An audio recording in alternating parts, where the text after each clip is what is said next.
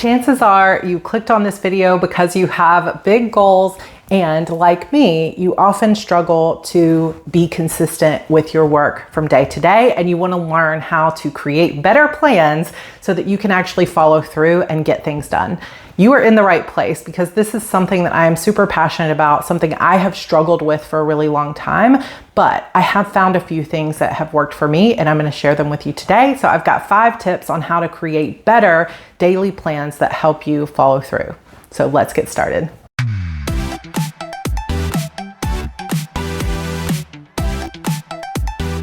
All the productivity gurus out there pretty much will tell you that the best way to see your goals come to life is to be consistent every single day with all the things you do. Creating habits, creating routines, right? That's what we hear over and over again. And I don't think that's bad advice, but it's not always accessible advice, especially if you're like me and you just want to already have all of those routines in place, and it can feel really frustrating to build them one tiny bit at a time.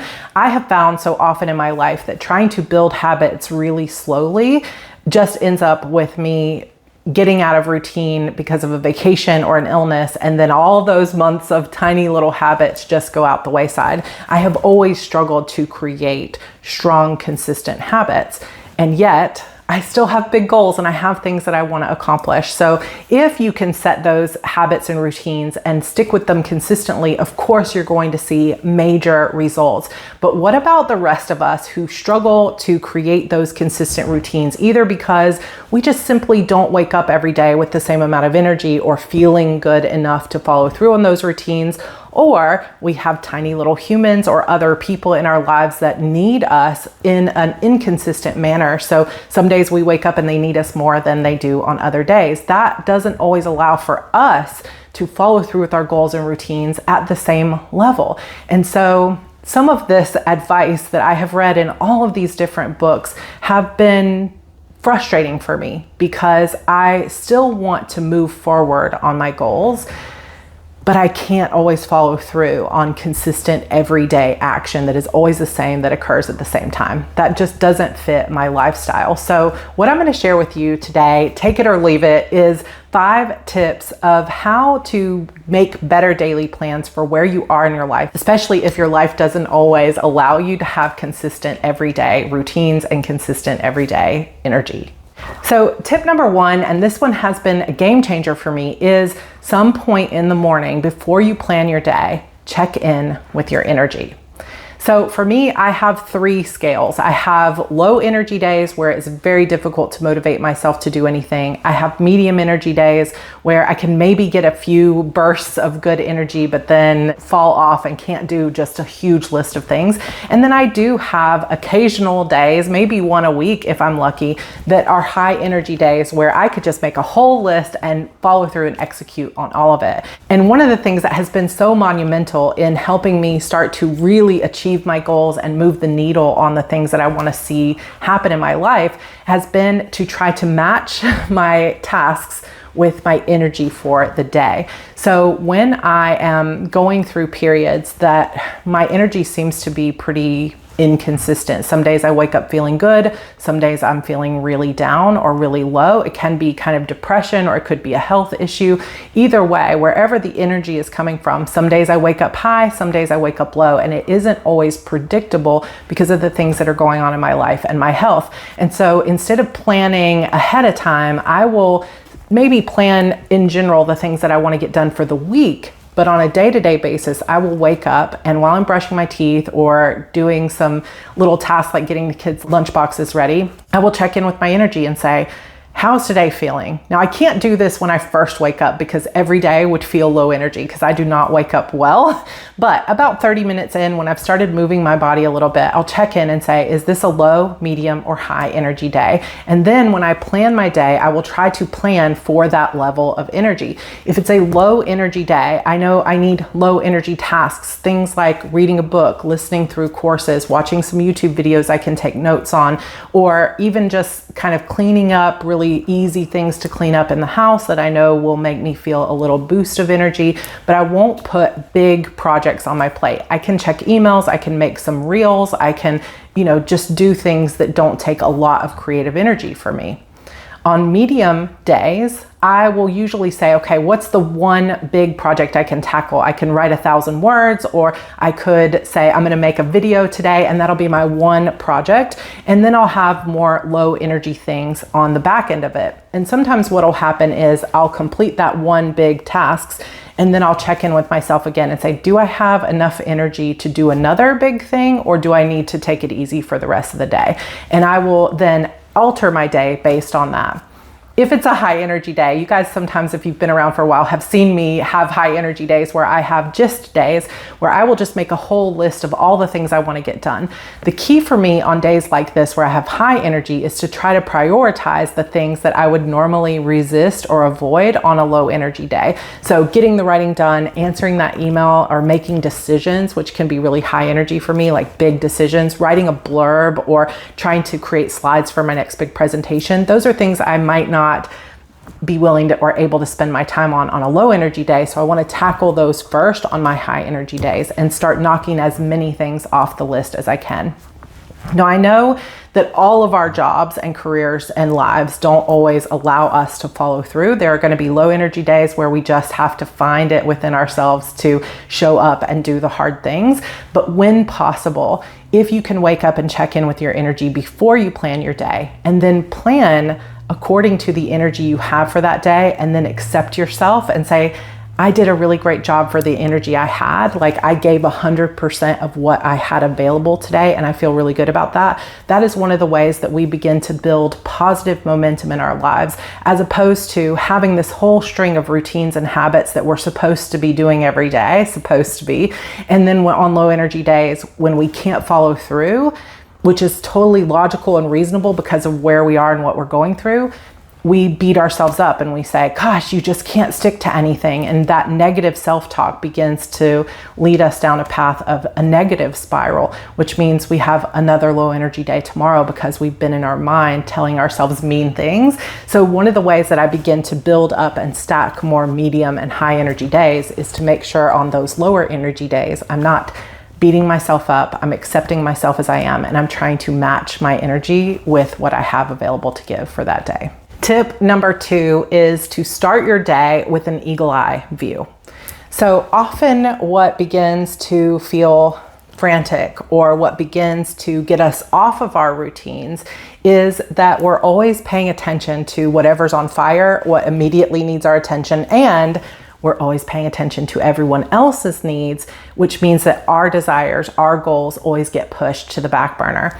So one of the things that you can do to prevent this is plan with more intention. Know that there's people who need you. Know that there's other things that you have to get done and responsibilities that are going to come in, but also know that you have every right to carve out some time for yourself to start pursuing your own dreams and making yourself a priority. And so what I mean by eagle eye view is to sit down with your monthly calendar, or if you plan like we do in my HB90 class with your 90-day calendar, and say for yourself, what are the things that people are waiting on from me right now? Who needs me right now? Also ask yourself, what deadlines are coming up in the next couple of weeks that I need to start preparing for? And that way we don't end up like, oh my gosh, next week is this big thing at school and I've got to do these 1,000 things and we're just putting out fires all over the place. We look 3 weeks out and we say, okay, that thing is coming up. Let me go ahead and start working on it little bit by little bit so that it doesn't become a big dumpster fire later. So getting that eagle eye view just means kind of zooming out and saying, who needs me? What are my responsibilities? What are the deadlines that are coming up pretty soon that I'm going to need to start dealing with?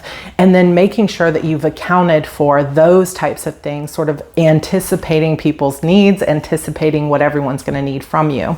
Start with that in mind. How am I going to create time for that in my schedule today to start working on that and whatever anyone else needs from me? Also, getting the eagle eye view of, okay, even though I plan to work out every day at 4, my daughter always comes home from school and then there's a million things that she needs me to do. And so I never get that workout time. So when you have that eagle eye view, you can look at the patterns in your life, and you can start to see, why am I not getting this workout time in? Oh, it's because XYZ. And then you can kind of reverse engineer it where you say, okay, 4 o'clock isn't going to work because my daughter needs me during that time every day. So I'm going to create that time for her. And that kind of takes that off your plate a little bit in terms of stress. And you say, where else can I make time for this 30-minute workout? Or maybe that 30 minutes needs to go down to a 10-minute workout, and then you can build momentum and habits from there. But getting the eagle eye view, that zoomed out view of what are the patterns that are playing out, what are the things that are consistently getting pushed back, and how can I make time for them today,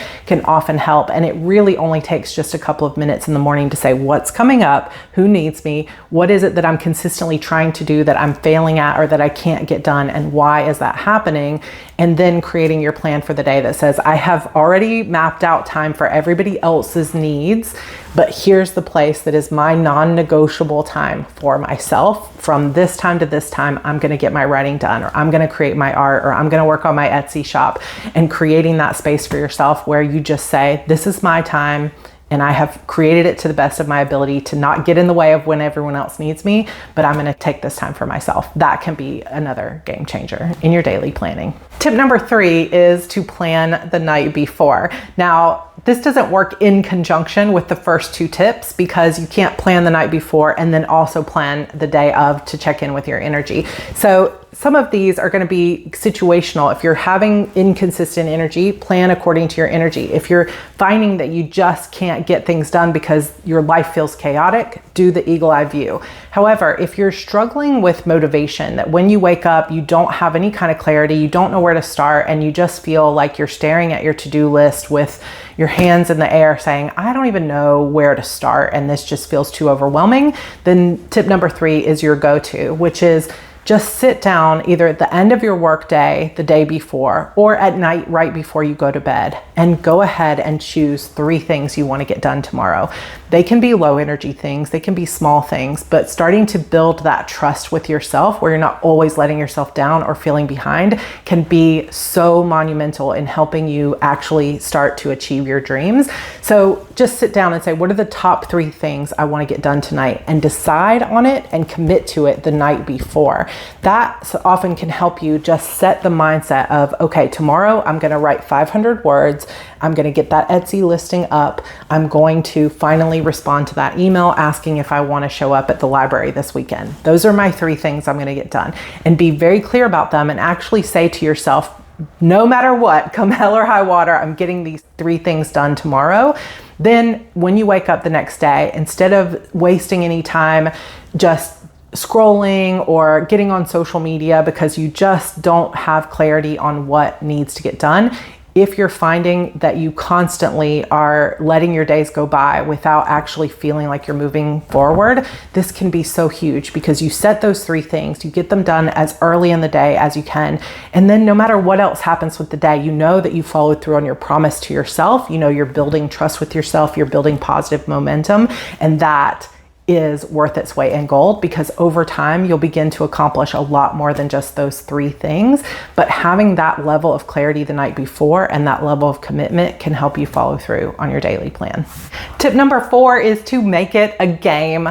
I am a big fan of gamification because this is one of the ways that I get motivated. So if you are at all someone who gets motivated by rewards, by achievement, by seeing things get checked off of checklists, this is a good tip for you. So there are lots of different ways that you can make a game out of your productivity. One of them is to compete with a friend. So if you have a best friend who's also in a similar line of work, or that you get a chance to talk to every single day, either through text messages or on Zoom calls or anything else like that, you can just say to them, hey, let's make a game out of it. How many things are you going to try to get done today? Here's the things I'm going to get done. Let's see who can finish them the fastest, or let's see who can stay 3 days in a row getting all 3 of their top 3 things done. And check in with your friend, make it a friendly game of competition, basically, where you get bragging rights or you get to encourage each other throughout the day on getting these things done. So it can be accountability buddy, or it can literally be a competition. If you can find someone else who's motivated by winning, it can be really fun, friendly competition. Another way to gamify is to actually set rewards for yourself. So one of the things that I like to do that made such a big difference for me in the early days of becoming a writer was something we called the Sweetie Store. My husband George has always called me Sweetie, and so he created for me a Sweetie Store, which was basically just a bookshelf kind of like this, where we would go to Target, Dollar Spot, Five Below, these kind of stores, and we would get just little things like washi tape or a notebook or something really cute like a little Hello Kitty stuffy or something, and I would be able to see it there in my room. And every time I got a big task checked off, let's say 1,000 words, I would earn $1 to spend in the Sweetie Store. So we'd call it like 1,000 Sweetie points. And at the time we actually had a website where I would put in how many words I wrote, and we mostly were doing it based on drafting of my novels or projects that were related to my books. But it was so huge for me because it was fun. It made a game out of it. Okay, if I write 1,000 words, then I get to go pick up that washi tape out of the Sweetie Store. And it was just cutesy little things. We didn't spend a lot of money. You could also, if you don't have money to spend on an actual store, you could make it experiences where you say, okay, I really want to watch the next season of insert favorite show here. But before I do that, I'm going to write 1,000 words. And for every 1,000 words I write on my project, I get to watch one single episode of this show while I'm walking on the treadmill. That would be a way to gamify getting your writing done, getting your exercise done, but also getting to do this fun thing that feels like a big reward. So one of the things you can do to create a reward system like this is to sit down with your notebook and start jotting down all the things that would feel really fun that you don't take time to do. So it could be just simply taking your favorite book out on the back porch with your favorite glass of sparkling water and reading for an hour. It could be watching an episode of something. It could be a game you love to play. It could be spending extra time outdoors, like getting to go to the park. It could be literally anything that feels like a reward to you. It could also be like buying a beautiful purse and adding up your points over the next 6 months to be able to buy that Louis Vuitton. Like, you do you, but find something that feels genuinely motivational and fun for you, and then feel lots of gratitude every single time you accomplish that next task. So there are lots of different ways to gamify, and if you guys want to see a video here about how you can gamify your workflow, let me know, because this would be a fun topic to get to dive into a little bit more. But creating a competition, creating a reward system for yourself, even just setting timers where you say, okay, I'm going to set a timer for 1 hour, and then I'm going to see how many of these 5 tasks that I have listed here I can finish in an hour. It's just a game against yourself, but having that clarity and that little boost of energy, if that is the kind of thing that gives you energy, can make it so much more fun to get that work done. And then over time, the more work you start to get done, the more you start to see your goals and dreams come true, the better your life gets. Tip number 5, our final tip for today, is to make your work visible.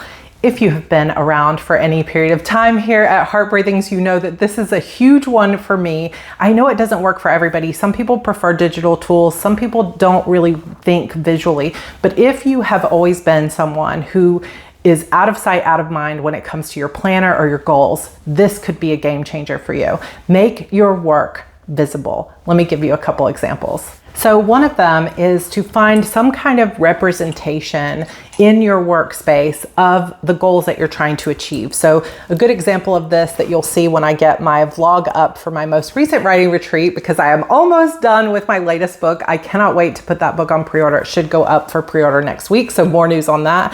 But I basically took one of these little vase filler gemstones for every chapter of my book, and I put them all in this one that says to do. So it's just in a jar, and each gemstone represents a chapter that needs to get edited in my book. It's very visual. I can literally see each chapter's work in a gemstone, and I actually color coded them according to Act 1, Act 2, Act 3, etc. Every single time I finished a new chapter, I got to move it from the to-do jar into the done jar. And what happens over time is I can literally visually see with my eyes how much work I have accomplished, how much I have left to do. And that in and of itself fires me up, gets me so excited to get the work done. And it makes me feel so proud of myself to see this jar filling up and to know how close I am. It also gives me something to share with my community to say, wow, look how close, and everyone can visually see it rather than me just telling them. And it becomes more fun. It's similar to the gamification thing, but it's something about actually making it visible.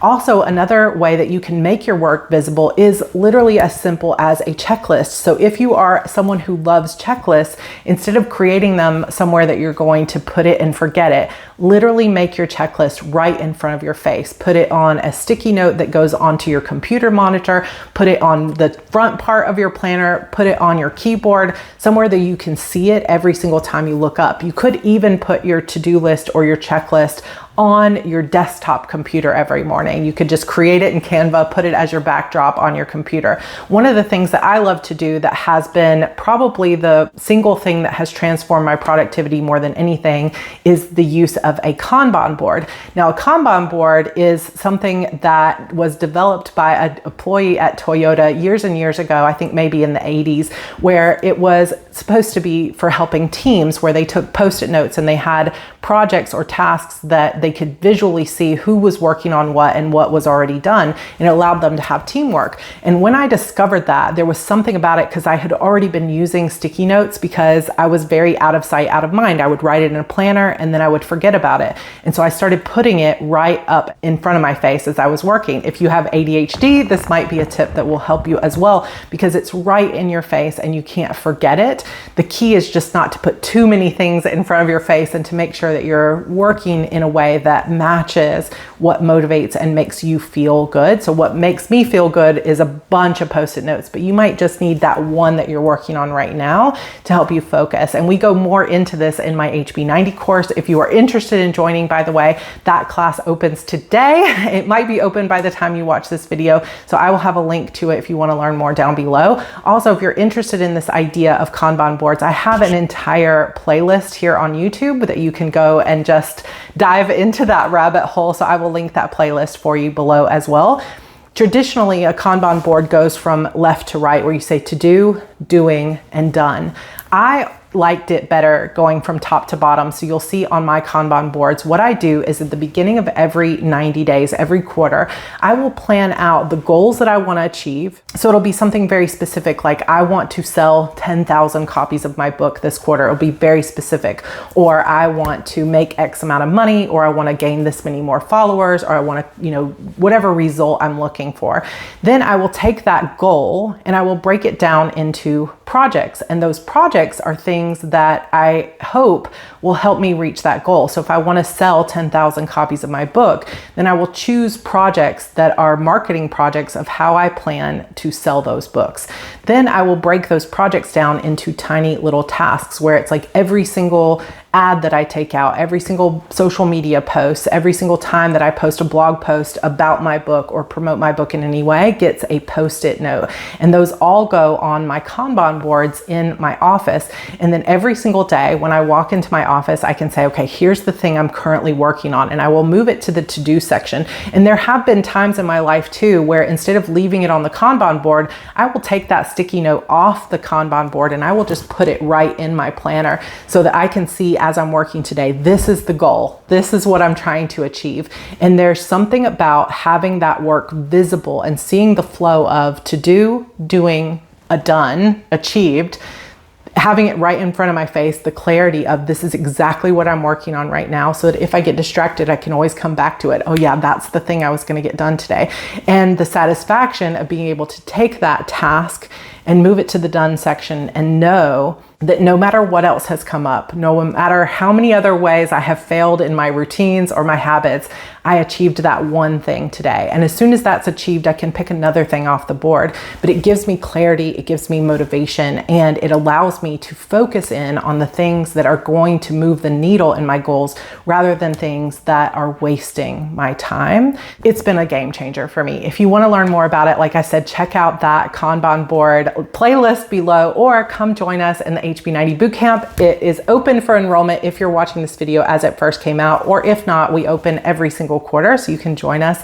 Jump in whenever you can. Make sure you join my newsletter list, which is linked down below, and I'll be sure to notify you anytime that class opens up. We have, I think, over 4,000 students have been through that class now, and in December, that class is getting completely remade, and everybody who joins in September will get access to both the current version and you'll get the brand new version for free when I upgrade it in December. So come join us if you get a chance, and let's make the last part of 2024 the very best of the year, and let's get some stuff done, because I know there are so many of us out there that have big goals. We have things we really want to accomplish, but our lives don't always fit into these perfect little routines that we're told we're supposed to do in order to be consistent and in order to be successful. So when you're not in a space where you can be consistent, I hope that these 5 tips will help you to continue to move forward and to know that you don't have to have perfection, routines, the perfect habits in order to actually see your dreams come true. You just have to keep showing up in a way that works for you, that motivates you, and that makes you feel good. And that's going to look different for everybody. But as long as you believe in yourself and you continue to believe in your dreams, anything is possible. Thank you so much for joining me in this video today. If you enjoyed it, please hit that like button for me. Leave a comment down below in which one of these tips you're going to try out, or which one had an aha moment for you, or if you have any other tips for daily planning that has helped you to follow through even when you don't have the best routines or you have inconsistent energy. Let's continue to cheer each other on in those comments. And of course, if you are not subscribed here, I would love to have you subscribe and join our Hearties community. And I will see you all in my next video, where I'm going to be sharing how I am finishing The Disappearance of Vanessa Shaw, and that pre-order's going up soon. So if you've been looking forward to purchasing that book, we're almost there. All right, you guys, I will see you in my next video. All my love to you, and let's go out there and make our dreams come true. Bye.